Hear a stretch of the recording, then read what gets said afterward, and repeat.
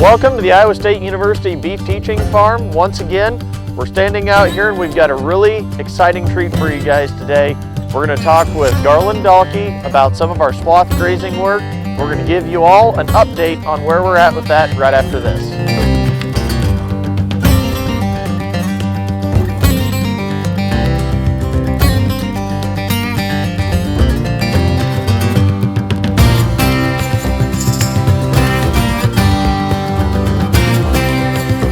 Welcome back to the Iowa State University Beef Teaching Farm.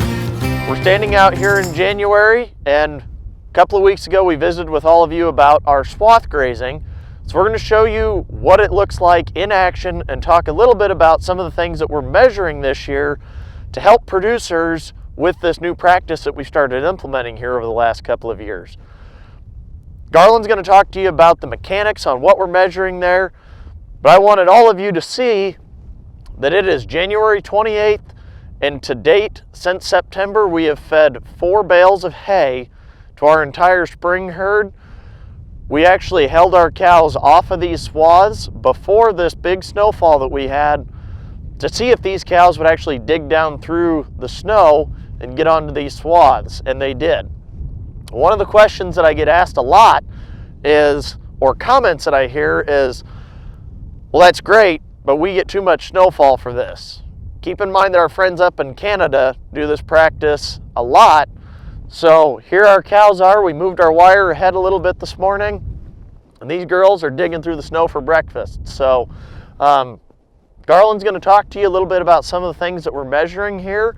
And if you have any questions, Garland's a good resource, and we're always more than happy to visit with anybody about how to drop that winter feed cost on your operation and kind of lighten up the workload in the winter. I'm Garland Dahlke, and I'm out in the winter time today. It's a nice day though, I like it. I'm from Wisconsin, so it doesn't matter, I'm used to it.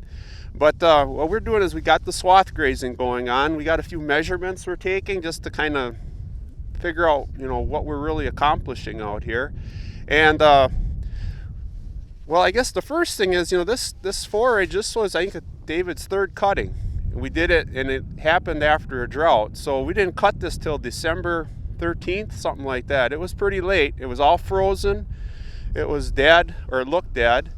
So we cut her down. He swathed it, together, rolled it together with the hay rake. We took some samples. What we did first is we got nutrient samples at that time. And we had sorghum, and we had some millet.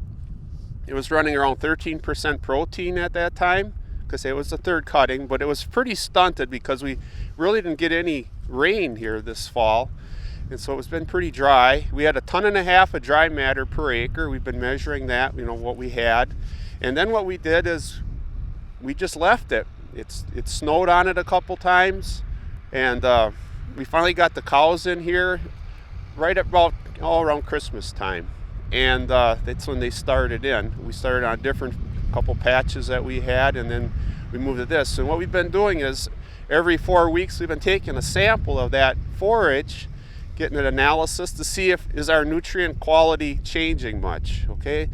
And theoretically it shouldn't, because we waited until everything was froze dead hard, and I say it hasn't rained or much to leach it out, but we did have a few days where it thawed out pretty good, and we did have a little bit of leaching. But I say we started out about 13% crude protein with the sorghum, 11.5 with our millet, and after a month, it was maybe we lost a point in terms of protein. I'll just use that as my reference point. And we also looked at digestible NDF, because that's what they're living on, is the fiber.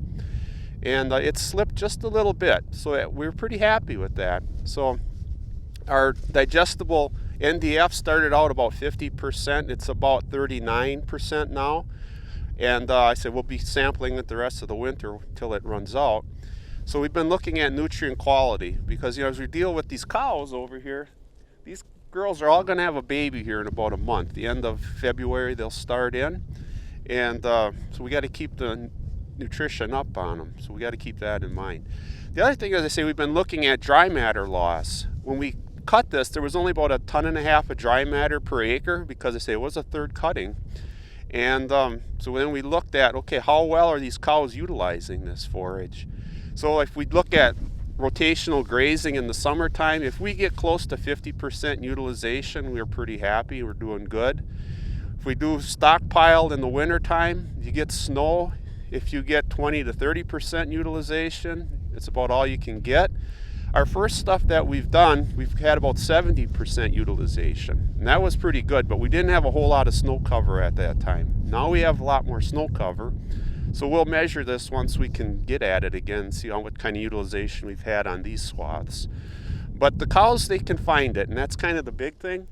And they know where the swaths are, they dig in, and away they go. Have breakfast or lunch or whatever they want. And then sometimes they'll go back over them and find some more goodies. So anyway, that's what we've been looking for, and so far so good. And I guess we got a little bit more winter yet and a little bit more forage. We'll see how they turn out at calving time. Stay tuned for more details in the spring.